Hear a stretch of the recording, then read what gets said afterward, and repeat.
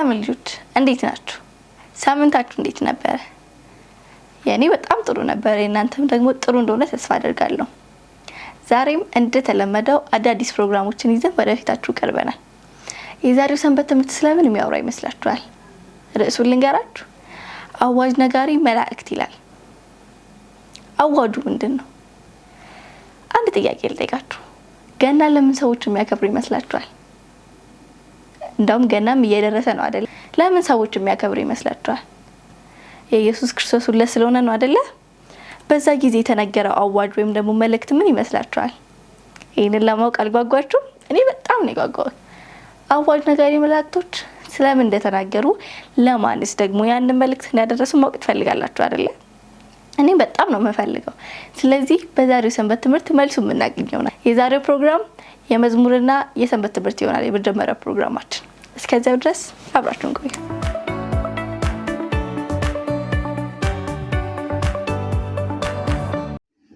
እንደላችሁ ልጆች፣ ከህፃናት ሰንበት ትምህርት ክፍል የዛሬውን 10ኛውን ሰንበት ትምህርት ይዘንላችሁ መጥተናል። ርዕሱ የሚለው አዋጅ ነጋሪ መላእክት ይላል። የመታሰቢያ ጥቅሳችን የሚገኘው የሉቃስ ወንጌል ምዕራፍ 2 ቁጥር 10 ሲሆን እነሆ ለሕዝብ ሁሉ የሚሆን ታላቅ ደስታ የምስራች እነግራችኋለሁና አትፍሩ ይላል። የትምህርቱ ዋና መልእክት በሐሴት የምስጋና መዝሙሮች በመዘመር እግዚአብሔርን እናመልካለን ይላል። ልጆች፣ ብዙ ሰዎች ገናን ለምን እንደሚያከብሩ ታውቃላችሁ? ኢየሱስ በተወለደበት ጊዜስ የነበረው ሁኔታ ምን አይነት ይመስላል ብላችሁ ታውቃላችሁ? የሰማይ ነዋሪዎች በሙሉ በጣም ደስ ብሏቸው ነበር። መላእክቱ ደግሞ የምስራቹን ለሌሎች ለመንገር ጓጉተው ነበር። ምናልባትም እንዲህ እያሉ ሳይነጋገሩም አልቀሩም። ጊዜው ደረሰ። አሁን በመጨረሻ ጊዜው ደረሰ። ኢየሱስ ተወለደ አለ አንዱ እጅግ የተደሰተ መልአክ። ግን እያያችሁ ነው፣ ለሁኔታው ትኩረት የሰጠ ማንም ሰው የለም ማለት ይቻላል እኮ አለ ሌላኛው መልአክ። በቤተ መቅደሱ ውስጥ ያሉት ካህናቶች ጠቦቶችን መሰዋታቸውን ቀጥለዋል። ግን የመስዋዕቱን ትርጉም የሚያውቁት አይመስለኝም አለ ሌላኛው መልአክ። ኢየሱስ እንደተወለደ ልነግራቸው ብችል ደስ ይለኛል። ከፍ ባለ ድምፅ ለእናንተ መልካም ዜና ይዘንላችሁ መጥተናል፣ አዳኛችሁ ተወልዷል ብዬ ልነግራቸው እፈልጋለሁ አለ አሁንም ሌላኛው መልአክ። በመዘምራን ህብረት የተሰበሰቡት መላእክት ምን እንደሚዘምሩ አስበው ነበር። ለዓለም ስለ ኢየሱስ ለመንገር ተዘጋጅተው ነበር። የተለየው የሙዚቃ ዝግጅታቸው የሚቀርብበት ጊዜ ደርሶ ነበር። በዛ ሌሊት ሊዘምሩት ተዘጋጅተው ነበር። የሚያሰሙትንም መዝሙር ዓለም በሙሉ በሚመጡት ዓመታት ሊያስተውለው የሚገባ ነበር። የእግዚአብሔር ልጅ ኢየሱስ ሕፃን ሆኖ በመወለድ በኃጢአት ወደ ተሞላች ዓለም መጥቶ ነበር። እናም ይህን ለዓለም ለመንገር ተዘጋጅተው ነበር። መላእክት በምድር ያሉትን ሰዎች እየተመለከቱ ነበር። በቤተ መቅደስ የነበሩት ካህናት ተመለከቷቸው። ካህናቱ ስለ አዳኙ መወለድ ማወቅ ነበረባቸው። ነቢያቱ ለብዙ ዓመታት ስለ መወለዱ ሲናገሩ ቆይተው ስለነበር፣ ግን የነቢያቱ ትንቢቶች ያጠኑ ሰዎች ስለ መወለዱ እያሰቡ አልነበረም። በምድር ላይ ሊፈጸም የሚችለው ከሁሉ የሚበልጠው ሁኔታ ተፈጽሞ ነበር። ግን ሁኔታውን እየተጠባበቁት የነበሩት ሰዎች ጥቂት ብቻ ነበሩ። በቤተ መቅደሱ ውስጥ የነበሩት አብዛኞቹ ሰዎች አላስተዋሉትም ነበር፣ ወይም ምናልባትም ስለ ሁኔታው ግድ አልነበራቸውም። ነገር ግን በቤተልሔም አካባቢ ይኖሩ የነበሩ ጥቂት ሰዎች ግድ ሰጥተው ያስቡት ነበር። በዚያም ጊዜ በኮረብታ ተሰብስበው የነበሩ ጥቂት እረኞች ትንቢቶቹን እያጠኑ ነበር። የአዳኙ መምጫ መድረሱን ካወቁት ጥቂት ሰዎች መካከል እነሱ ይገኙበታል። ብዙም ሳይቆዩ ትእዛዙ ተላልፎ መላእክቱ ወደ መዘመሪያቸው ቦታ ለመሄድ በፍጥነት ወጡ። በዚያም በኩለ ሌሊት መልአኩ ገብርኤል በቤተልሔም በተለይም ወዳለው ሰማይ እያመራ ወሰዳቸው። ገብርኤል ለእረኞቹ ሲናገር መላእክቱ በዚያ ሆነው ጠበቁ። ንግግሩን ሲጨርስም በመዘምራን ህብረት ውስጥ ለመዘመር መላእክቱ ተዘጋጁ። በድንገት የእግዚአብሔር ክብር በሌሊት ጨለማ አበራ። በሜዳ የነበሩት እረኞችም እጅግ ፈሩ። አትፍሩ፣ መልካም ዜና ይዤላችሁ መጥቻለሁ። በዚህች ዕለት አዳኛችሁ ተወልዷል። በጨርቅም ተጠቅልሎ በከብቶችም በረት ተኝቶ ታገኙታላችሁ ብሎ መልአኩ ገብርኤል አስታወቃቸው። ወዲያውም ሰማዩ በሚያንጸባርቁ መላእክት ተሞላ። የመላእክቱን መዘምራን ከገብርኤል ጋር ተቀላቅለው በግሩም ጣፋጭ መዝሙሮች ሌሊቱን አስተጋቡት። ክብር ለእግዚአብሔር ይሁን፣ ከሁሉም የሚልቅ ክብር ይሁንለት። ሰላም በምድር ወርዷል፣ እግዚአብሔር ምርጡን ስጦታውን ለሰው ዘር ሰጥቷል በማለት ደጋግመው እየዘመሩ በቀስታ ተመልሰው ወደ ሰማይ ሄዱ። እረኞቹ ድንጋጤ በተሞላ አድናቆት እንደተያዙ ሁኔታውን ይመለከቱ ነበር። አንደኛው እረኛ ፍርሃት በተሞላ አድናቆት ተይዞ ሳለ በመጨረሻ ድምጽ በማውጣት በቻለ ጊዜ ምን እንጠብቃለን ብሎ ጥያቄ አቀረበ። ወደ ቤተልሔም ሄደን ጌታ የላከውን ሕፃን እንይ እንጂ አለ። ወዲያውም በኮረብቶቹ ፊት የነበሩት እረኞች የነበረውን በበረት ተኝቶ የነበረውን ሕፃን የዓለም አዳኝ የሆነውን ኢየሱስን ለመፈለግ ከኮረብታቸው ተነስተው ሄዱ። መላእክት አሁንም የእግዚአብሔር ክብር የሚገልጽ መዝሙር እየዘመሩ እንደሆነ ታውቃላችሁ ልጆች። የኛም ልብ ኢየሱስን በማምለክ በዚህ አይነት ዝማሬ በሐሴት ተሞልተን ልናመልከው እንችላለን። እኛም እንደ መላእክቱ እግዚአብሔርን በመዝሙር ልናመልከው እንችላለን። ይህን ማድረግ እንድንችል እግዚአብሔር ሁላችን ይርዳን። ጌታ ይባርካችሁ ልጆች።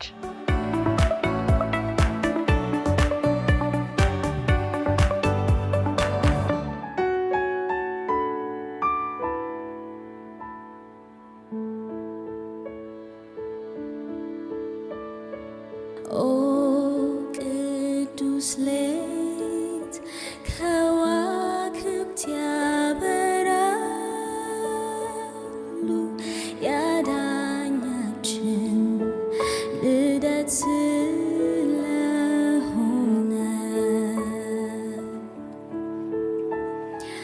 ዓለም በኃጢአት ውስጥ ስትጨማለቅ መጣላት ተስፋዋን ስትጠብቅ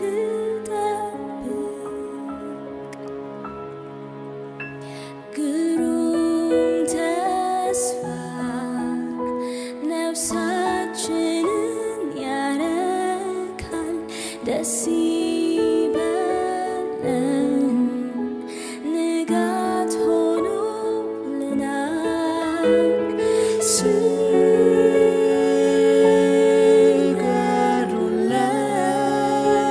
ስገዱለት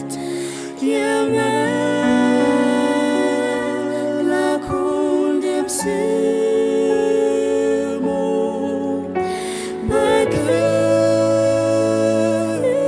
በቅዱስ ሌት በክርስቶስ ልደት ቅዱስ መዝሙር ለእርሱ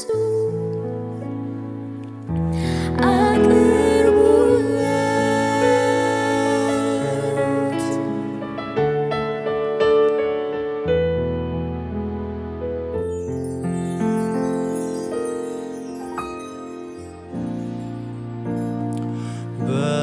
በእምነት ኃይል በብርሃኑ ተመርተን በደስታ ልብ እንያንን ሕፃን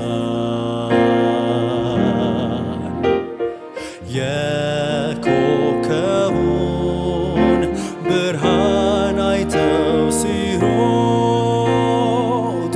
ጥበበኞች ከሩቅ ሀገር መጡ።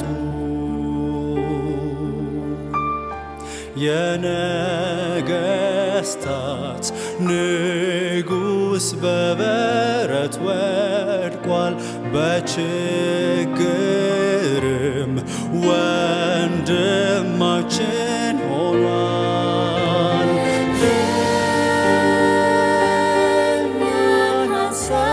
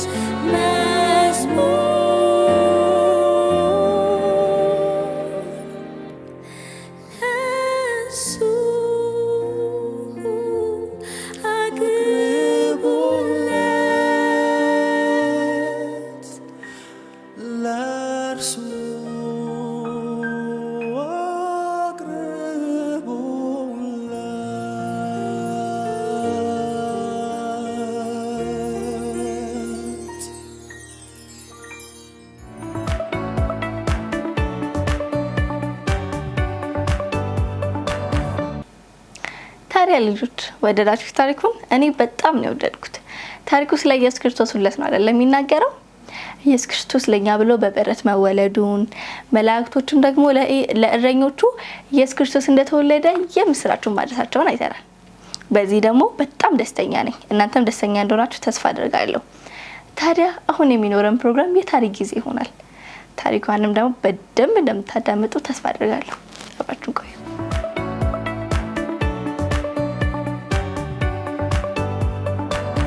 ልጆች እንዴት ናችሁ? ሰላም ናችሁ? ሳምንቱ እንዴት ነበር? ጥሩ ነበር? እግዚአብሔር ይመስገን። ይሄንን ሁሉ ያደረገ እግዚአብሔር ነው አይደለ ልጆች? አዎ፣ ባለፈው ጊዜ ሌላ ታሪክ ነግሬያችሁ ነበረ። ዛሬ ደግሞ እንደገና ሌላ ታሪክ ነግራችኋለሁ። በደንብ ታዳምጣላችሁ ተስፋ አለኝ አይደል? በደንብ ተስተካክላችሁ ቁጭ ብላችኋል? ጎበዞች። በቃ ስለዚህ አሁን ቆንጆ የሆነ ታሪክ ነግራችኋለሁ። ይሄ ታሪካችን ደግሞ ስለምን መሰላችሁ? ማዕበልን ስለመፍራት ነው አርስቱ። ሰምታችሁኛል? ማዕበልን ስለ መፍራት። ጎበዞች። እሺ፣ አሁን እንግዲህ አንድ ቤተሰብ ነበሩ። አንድ ልጅ ያላቸው። በኋላ አንድ ቀን ልጁ ከጓሮ በኩል ያለው ቦታ ላይ እየተጫወተ ነበርና ከዛ ደግሞ ትልልቅ አለቶች ነበሩ እዛ ላይ እና እነሱንም እያየ ጭምር ነበረ። እናቱ ደግሞ ምግብ ማብሰያ ቤት ውስጥ እየሰራች ነበር። ትከትፋለች፣ ምግብ ታበስላለች። በቃ ለቤተሰቡ የሚሆነውን ነገርና በኋላ ስታይ ድምንምን ብሏል። ዳመና ሆኖ ጠቆር እንደማለት ሆኗልና ልክ እንደማታ ሊመስል ማለት ነው። ከዛ ጠራችው። ቴዲ አለችው። ና ቶሎ አሁን ወደ ቤት የምትመጣበት ጊዜ ነው ምናምን ስትለው እየሮጠ መጣና እናቱ ጋር ደረሰና እማ መጥቻለሁ አላት። በኋላ አመሰግናለሁ አለችው። እናንተም ወላጆቻችሁ አንድ ነገር ስትታዘዙ የኔ ልጅ አመሰግናለሁ ይሏችኋል? ካላሏችሁ ይበሏችሁ። እሺ፣ አዎ፣ ጥሩ ነው፣ ማመስገን ጥሩ ነው። ከዛ በኋላ አሁን ቤት ውስጥ ሁን፣ በጣም ጠቋቁሯል፣ ደመናው በስቷል፣ ዝናብ ሊመጣ ይመስላል። ስለዚህ በቃ አሁን ቤት ነው መሆን ያለበት ስትለው እሺ ማማ መኝታ ቤቴ ሆኜ እነዚህ በብሎኮቹ ምንድነው ድርብርብ ነገር የምትሰሩበት መኪና የምትሰሩበት የምትደራርቧቸው ነገሮች አሉ አይደል? ብሎክስ። አዎ፣ እዛ በዛ ልጫወት አላት። እሺ አለችው። ተጫወት፣ እንደውም አዎ መኝታ ቤት ሆነ ተጫወት፣ እኔ ደግሞ እችን ስራ ስጨርስ አንተ ጋር መጣና አለችው። ልብሶች አጣጥፌ በደንብ አስቀምጣለሁኝ አለችውና እየሮጠ ወደ መኝታ ቤቱ ገባና ከዛ መኝታ ቤቱ እየተጫወተ ያለ ቅድም ምን ብለናል? ምን ያለ ደመና ጠቆር ያለ ሆኗል፣ ዝናብ ሊመጣ ያለ። ከዛ በኋላ መዝነብ ጀመረ። ኃይለኛ ዝናብ ነበር ሲዘንብ የነበረው። ከዛ ደግሞ ቆየት አለና ኃይለኛ ድምጽ መጣ። በቃ ዳዳዳዳ የሚል። ከዛ ይሄን ጊዜ ቴዲ ከመኝታ ቤቱ እየሮጠ ወደ ሳሎን፣ እናቱ ሳሎን መጣ ነበረ። እየሮጠ ወደ ሳሎን መጣና እናቱ ጭን ላይ ቁጭ አለ፣ እዚህ ላይ ተቀመጠ። ከዛ ነገራት። ማማ ፈራሁኝ አላት። በጣም ነው የፈራሁት፣ እኔ እንደዚህ አይነት ድምጽ አልወድም አላት። በኋላ ምን መሰለ ይሄ ያለችው? ይሄ እኮ ድምፅ መብረቅ የሚባለው ነው። መብረቅ ሲመጣ እንደዚህ አይነት ድምፅ ነው ያለው። ለዛ ነው የሚያስደነግጥ የሆነው። ይሄ ደግሞ እንደዚህ አይነት ማዕበል በሚሆንበት ጊዜ የዛ አንዱ ክፍል ነው አለችና ነገረችው። ቢሆንም እኔ በጣም ነው እንትን ምለው አላት። በጣም ነው እምፈራው አለና እናቱ ጋር ቁጭ ብሎ በመስኮት ይመለከቱ ነበር እናትና ልጅ። ኃይለኛ የሆነ ዝናብ ይዘንባል። በዛ ላይ ደግሞ በፍጥነት ነው። በረዶ ነገር ሁሉ አለ። በጣም ይዘንባል። ልክ ደግሞ አሁን እንደገና ደግሞ ምን ሆነ መሰላችሁ? ብልጭልጭልጭ አለ ኃይለኛ ብርሃን። ከዛ አሁንም እናቱ ስር ድብቅ አለ። ምክንያቱም ቀጥሎ የሚመጣው ነገር ከተብለጨለጨ በኋላ ያ ከፍተኛ ድምፅ የመብረቅ ድምፅ ነው አይደል የሚመጣው። ስለዚህ ቶሎ እንደዛ ሲል ጆሮውን እንዲዘጋ፣ ምክንያቱም መብረቁ ሲመጣ ወይም ሲጮህ መብረቁ ጆሮውን በጣም እንዳይሰማ ብሎ ነበረ ድፍን አደረገው። ከዛ በኋላ ግን ዝናቡም እየቀነሰ እየቀነሰ እየቀነሰ መጣ። ከዛ ለእናቱ ነገራት። እኔ በቃ አላት፣ እኔ በቃ እንደዚህ አይነት ነገር ሁልጊዜ በጣም ነው የምፈራው አላት። አንዳንድ ጊዜ እኔም እፈራለሁ እኮ እንደዚህ መብረቅ ሲጮህ፣ አንዳንዴ እኔም እፈራለሁ። ብዙ ሰዎችም እኮ ይፈራሉ፣ ያስደነግጣል ድምፁ። ግን ምንም አይደለም በቃ ቤት ውስጥ ስለሆንክ ለዚህ ነው የጠራው አለችውና ምንም አላለችውም። ከዛ ቁጭ ብለው ነበረ። ከዛ ምን ሆነ? አሁን አልፈራም አላት። አሁን አልፈራም፣ ሁሉ ነገር አቆሟል። ሄጄ መኝታ ቤት ልጫወት እንደገና አላት። እሺ አለችና መኝታ ቤት እንደገና ገብቶ መጫወት ጀመረ። ልጆች በጣም ያስፈራል አይደለ? መብረቅ አያስፈራም? አትፈሩም? እውነት ተናገሩ። አትፈሩም? ትፈራላችሁ አይደለ? ያስፈራል። ድምፁ በጣም ኃይለኛ ነው። ስንትን ሲል ሁሉ ብርሃን ሁሉ ሲያሳይ፣ ነጸብራቅ ሁሉ ሲያሳይ በጣም ከባድ ነው አይደል? ስለዚህ ሁሉም ሰው ይፈራል። ከዚህ ጋር የሚመሳሰል ነገር መጽሐፍ ቅዱሳችን ላይ አንድ ታሪክ ተጽፏል። ምን መሰላችሁ? ማርቆስ ምዕራፍ 4 ከቁጥር 35 እስከ 41 ድረስ ያለው ታሪክ ነው። ልጆች ይህንን የመጽሐፍ ቅዱስ ጥቅስ ቦታውን የምነግራችሁ ለምን መሰላችሁ? እናንተ ከቻላችሁ እናንተ እንድታነቡ፣ እናንተ ካልቻላችሁ ደግሞ ወላጆቻችሁ እንዲያነቡላችሁ ነው። እሺ፣ ስለዚህ የት ይገኛል ብያችኋለሁ? ማርቆስ ምዕራፍ 4 ቁጥር 35 እስከ 41 ላይ አንድ ታሪክ እናገኛለን። ይሄ ታሪክ ምንድነው? ኢየሱስ ከደቀ መዛሙርቶቹ ጋር ነበረ። ከዛ በኋላ ብዙ በዛ ስፍራ ሲያገለግል ሲያስተምር ምናምን ቆይቶ ነበርና ከዛ መሻገር ነበረባቸው። ያንን ትልቅ ሐይቅ ወይም ትልቅ ባህር ደግሞ የሚሻገሩት ዝም ብለው አይደለም፣ በታንኳ ነው። ታንኳ ጀልባ እንደ ዛሬ ዘመን ብሎ በፕሌን መሻገር የለም፣ ሂድት ማለት የለም። እንደ ዛሬ ዘመን ይሄ ትልልቁ መርከብም የለም፣ ወይንም ደግሞ ዘመናዊ ጀልባ የለም። እንደዚህ ብር ብሎ የሚወስዳቸው ነገር የለም ነበረ። ስለዚህ በዛ በታንኳ ላይ ወይም በጀልባው ላይ ገቡ። መሻገር ስለነበረባቸው በእግራቸው አይሻገሩም፣ በታንኳ ነው የሚሻገሩት ወይም በጀልባ ነው የሚሻገሩት። ከዛ እዛ እየተሻገሩ እያሉ ማዕበል መርከብ ውስጥ ጀልባ ውስጥ ሆነው አንድ ነገር ተከሰተ። ማዕበል መጣ። ከዛ በኋላ ጀልባዋን ራሱ በኃይለኛው ኢየሱስ ደግሞ እዛ ጀልባ ላይ ነበረ፣ ግን ደክሞት ትኝት ብሎ ነበር። ከታችኛው ክፍል ለጥ ብሏል፣ በቃ አረፍ ብሏል።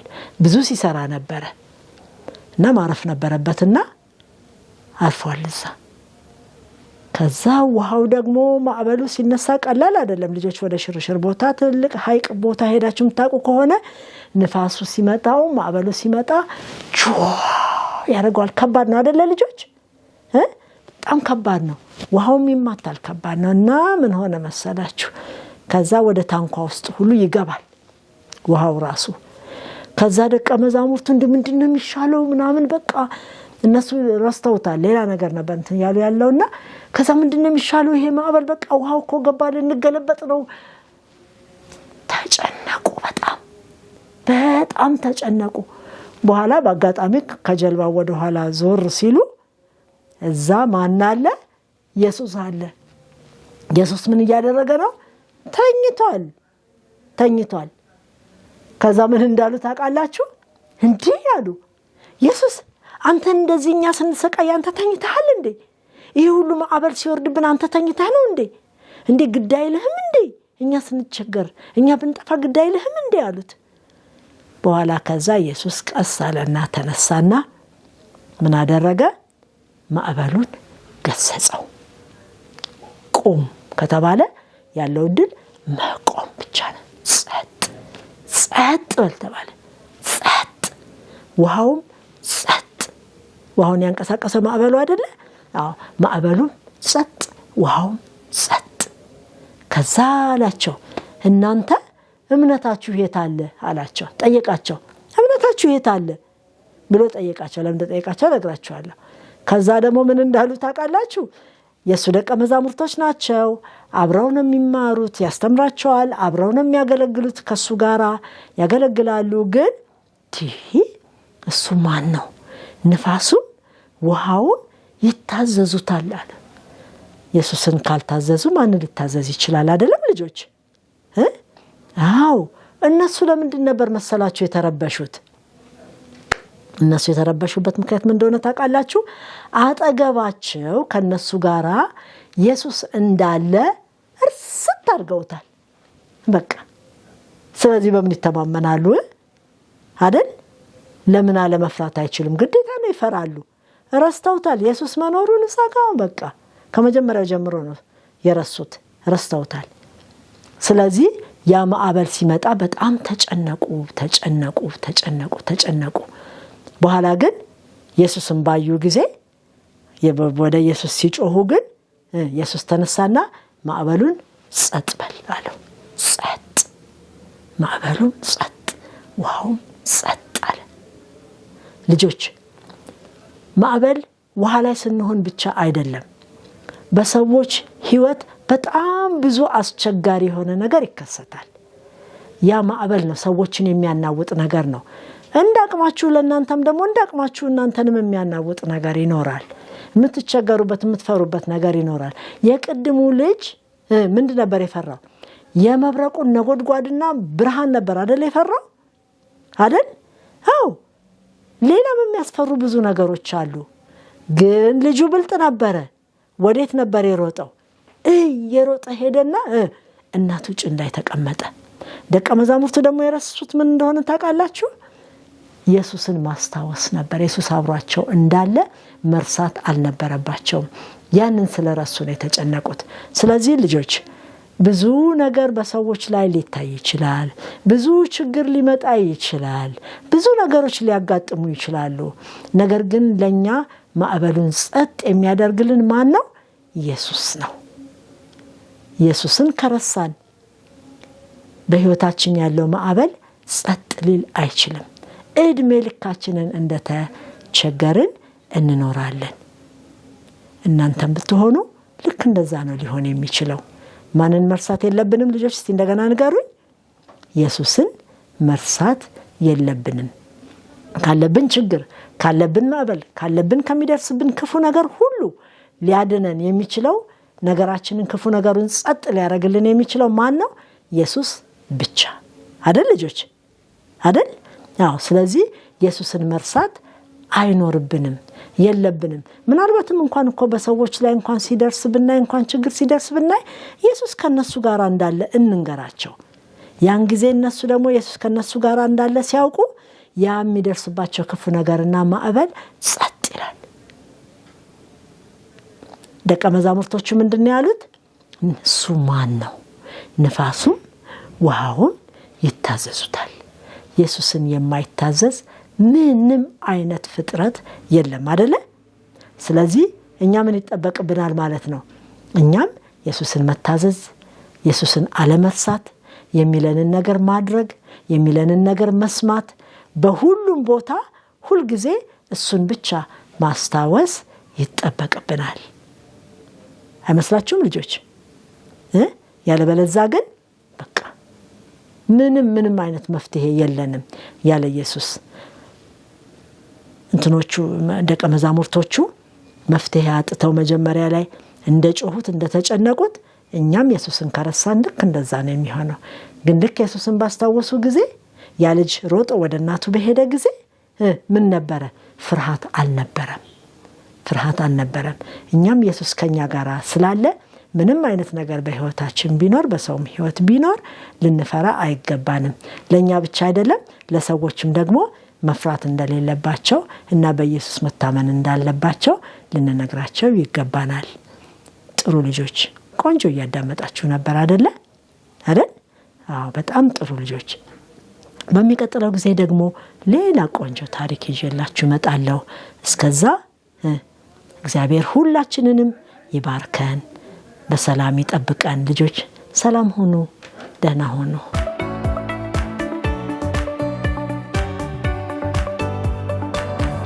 ልጆች ታሪኩ ወደዳችሁት አይደለ? እኔም በጣም ነው ወደድኩት። ደግሞ ብዙ እንደተማራችሁበት ተስፋ አድርጋለሁ። አሁን መሰናበቻ ጊዜያችን ደርሷል። ነገር ግን ከዛ በፊት በዚህ ፕሮግራም ላይ ሀሳብ፣ አስተያየት እንዲሁም ደግሞ መሳተፍ የምትፈልጉ ካላችሁ በታች በሚገኘው ስልክ ቁጥር መደወል፣ ሀሳብ መስጠትና መጻፍ ትችላላችሁ። የዛሬው ቆይታችን ይሄ ነው ይመስል ነበር። እስከ ሳምንት መልካም ጊዜ።